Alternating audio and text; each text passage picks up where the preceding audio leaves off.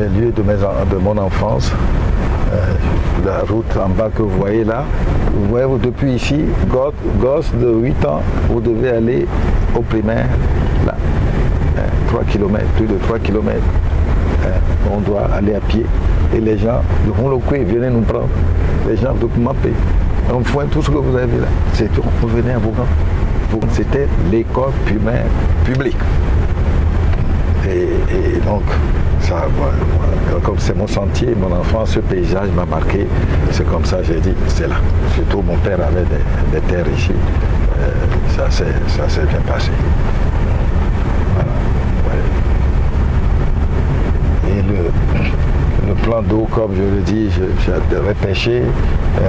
Le plan d'eau, au début de... En 85, j'avais déjà commencé à creuser le bassin. 87, c'est fini. J'ai commencé la pisciculture. On prenait beaucoup de poissons dans ce petit lac que vous voyez. Et l'eau est naturellement l'eau de terre. J'ai creusé un peu, l'eau a jailli de terre et on en a fait ça. C'est pour ça que, en parlant tout à l'heure du tourisme, vous avez parlé de ça, mais vous imaginez que pour pas des budgets, on peut créer des piscicultures, des centres de pisciculture le long des bras lagunaires du lac Togo. C'est-à-dire de chez nous, en quittant là, Ronlokwe. Toutes ces régions-là peuvent être traitées. L'aménagement de cette région. Donc, là, bien sûr, c'est le groupe de tennis. Là, normalement, ils doivent cultiver ça parce que chaque fois que je viens ici, j'ai toujours quelque chose à manger. Et là, ils sont peut-être débordés. Allez-y, donc voilà.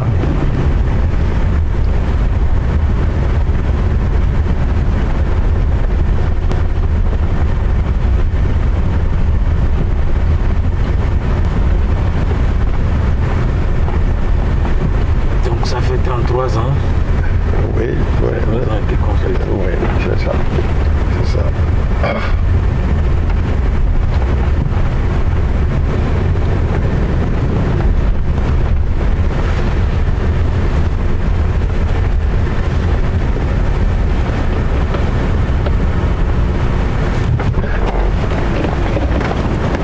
Tous ces arbres que vous voyez ici, la plupart ont 33 ans, pas plus.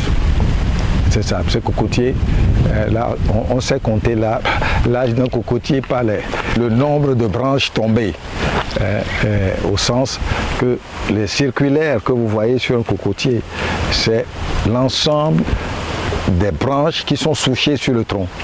Et par là, les gens arrivent à déceler l'âge d'un cocotier. Et là, c'est ce que je vous dis, ces cocotiers-là, vous voyez, ils sont presque de la même hauteur. Celui du milieu a poussé plus vite. Et ça donne l'âge de la maison, puisque j'ai planté ça au même moment. Ouais. Le rêve d'enfance que vous aviez 7 ans, vous rêviez avoir une maison ici. Et de ce temps-là à aujourd'hui, et face à ce que vous avez réalisé, oui. Quels ont été les efforts déployés? Oui, ben, c'est l'histoire d'une vie. C'est vrai que quand on sort d'un petit village comme celui que vous venez de voir, et qui n'était pas celui-là, parce que les cadres du village ont fait des efforts pour que, ensemble, certaines choses soient réalisées. Mais l'école primaire que vous avez visitée, de l'école primaire, on est parti au lycée. Et pour aller au lycée, il fallait des gens qui vous soutiennent. Ce n'est pas matériellement seulement, il y a scolaire, sur le plan scolaire. J'ai eu la chance d'avoir un instituteur qui m'a pris en main, qui a été mon guide en 2 ans. Il m'a mis au CE2 pour l'élémentaire et au CM2. Au CM1 d'abord. Le CM2 c'est un autre. Et du CM2, nous sommes partis directement. On a passé le certificat de fin d'études primaires de l'époque et le concours de bourse, comme on l'appelait à l'époque, le concours d'entrée en 6e. Et heureusement pour moi, j'ai réussi à ces 2 examens. Et bien sûr, et ça a continué, ça a bien marché. Ça a marché parce que nous-mêmes, dans le village que vous voyez, nous avons appris à travailler. Pendant 3 mois de vacances, vous êtes à la pêche ou au champ pour aider les parents à vous payer vos habits, les kakis, quelques petits cahiers, les crayons, tout ça là. Les livres, on nous les donnait et vous lisez, on avait un livre par rangée de banc en classe. On passait le livre de main en main parce qu'on n'avait pas les moyens chacun d'acheter un livre. Ouais, c'est sur ces petits chemins difficiles que nous avons suivis pour arriver bien sûr au lycée. Et le lycée terminal, on a fait la terminale scientifique qui nous a permis d'avoir une bourse et on a pu donc partir pour des études universitaires en France et surtout à Paris où j'ai fait l'école nationale supérieure de beaux-arts de Paris. Et après tout est parti. On a travaillé beaucoup pour réussir parce qu'on n'avait pas le choix. À l'époque, aucun parent dans cette région ne peut payer des études universitaires à ses enfants. Je le dis, aucun. Parce qu'on voyait le niveau économique de la région. Sauf s'il est dehors, s'il est sorti, s'il a créé des entreprises, s'il est fonctionnaire, etc. Mais juste à l'extérieur, pour les études universitaires, était très très difficile à obtenir. Et c'est de retour que le rêve a commencé à m'exciter, c'est confirmé. Et mes premières réalisations dans le village, c'est le dispensaire que vous voyez à gauche de l'église, et l'école l'école primaire qui est au bout du village, en allant sur Mouloukoui. Voilà. Grosso modo, vraiment, je remercie le Seigneur de m'avoir donné la santé pour pouvoir réaliser ce rêve. À votre retour, quel a été le premier poste que vous avez occupé? Qu'est-ce que vous avez fait dès que vous êtes rentré de France, après votre étude? Quel a été le premier poste que vous avez? Qu'est-ce que vous avez fait concrètement, professionnellement? En réalité, au début, voilà, en réalité, quand on a fait l'option pour les professions libérales, j'ai choisi d'exercer mon métier en libéral. Donc, dès à partir de là, même avant la fin de mes diplômes, je commençais à m'équiper. Parce que le métier d'architecture est un métier, quand on l'aime beaucoup, même pendant les études, on peut beaucoup travailler dans les cabinets d'architectes, voyager quand on le peut. Et en travaillant, je le dis bien à nos jeunes élèves étudiants en architecture aujourd'hui, un étudiant en architecture, s'il sait s'organiser, il n'aura pas besoin de bourse à partir de la 3e, 4e année. En travaillant abondamment dans les cabinets d'architectes, on vous paye. Et si vous n'êtes pas gourmand, vous avez de quoi réserver un peu d'argent pour vos études pendant les 9 mois. Et l'aide dont vous avez besoin devient réduite, une aide réduite. C'est comme ça que j'ai procédé. Et à Paris déjà, j'étais dans le cabinet d'architectes régulièrement pendant les étés. Et de façon que je peux vous l'affirmer, et je n'ai même pas, dès que j'ai fini, j'ai pu ouvrir rapidement un petit cabinet à Paris, et où on me sous-traitait du travail. Parce que vous savez, quand vous sortez de l'école, bien sûr, comme pendant déjà dès la 4e année jusqu'au bout, j'ai passé 4 ans avant le diplôme, 4 ans, alors que déjà j'étais en 4e année, donc ça veut dire 8 années. Et c'est l'école supérieure des Beaux-Arts, l'école nationale supérieure des Beaux-Arts demandait beaucoup de temps. Et finalement, c'était une bonne chose parce que la formation parallèle aux études est une brillante façon de former les gens d'une façon pratique. C'est-à-dire l'alternance pour les étudiants qui arrivent à l'obtenir, c'est une très bonne chose. Vous comprenez très vite votre métier en l'exerçant auprès de vos aînés, en les suivant. Et donc, ça m'a facilité mon retour où je m'étais équipé avant d'arriver au Togo. Je n'avais pas eu besoin de poste. J'ai gardé mon cabinet de Paris et quand j'ai débarqué définitivement ici, en 2012, 2013 déjà, j'avais préparé le cabinet ici, qui était au boulevard. Pour ceux qui me connaissent, mon premier cabinet était au boulevard Séculaire et j'ai commencé à faire des villas, des résidences pour les gens. C'est pas 2012, hein? Ah pardon, 1960. Ah, non, excusez-moi, c'est bien de rectifier. Je suis rentré 1972, 1973. Restez dans ces années-là, quand je me trompe, il faut préciser. Et donc, je suis arrivé et j'ai installé, c'est ça, quand on a la chance. Quand on a la chance. De reprendre la phrase. La phrase, ok. Je dis donc que la formation par les études en alternance avec des stages est une bonne chose parce qu'on finit par connaître rapidement son métier. Et c'est ce que j'ai vécu parce que, tout justement, parce que les bourses ne sont pas toujours continues. 4 ans après, on m'a supprimé ma bourse qui était une bourse de FAC, Fonds d'aide de la coopération, parce que je tenais à finir mes études de Beaux-Arts. Et là, j'ai commencé à travailler en alternance. Et c'est ça ce qui m'a guidé. Le fait d'être dans les cabinets en dehors de 3 mois de vacances à plein temps et pendant l'année, comme on les appelle, des charrettes, c'est-à-dire si le cabinet débordé vous prend pour 3 jours, 4 jours, bon, ça a été un soutien. Et puis cela m'a permis, je le dis, d'avoir suffisamment d'économies pour installer mon cabinet quand je suis revenu à Lomé. Et à Lomé, bien entendu, on commence comme tout le monde, des petites résidences, des maisons et puis des concours. très rapidement, je m'étais intéressé au concours d'architecture. Et ceux qui m'ont réussi le plus, j'ai fait le premier concours, j'ai gagné le ministère des Affaires étrangères au Niger. Et ce concours-là a été suivi de tant d'autres. La Banque de développement du Niger, on a construit le ministère de la fonction publique du Niger, le palais du président, et nous avons fait la Banque centrale de développement. On a beaucoup construit au Niger. Et là, j'ai été mieux connu au Niger qu'au Togo pour ce que j'étais capable de faire.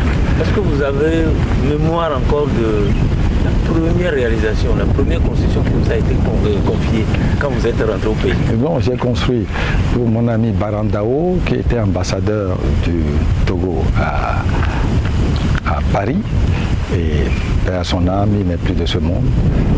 Quand je me connaissais bien, je rentrais et disais, hey, mon frère, dès que tu arrives, moi j'ai de quoi commencer ma petite maison. Je lui ai fait sa petite maison. Et de mon beau-frère aussi, le professeur de mathématiques Kofi Antoine, de petite maison. Et bon, en même temps, bien sûr, vous êtes sollicité pour des projets qui sont d'ordre administratif. Quand vous voyez le CNETI, le Centre national d'informatique, où on paye tous les salaires du Togo, c'est une de mes réalisations, les premières constructions que j'ai eues au Togo. C'est le Centre national d'informatique.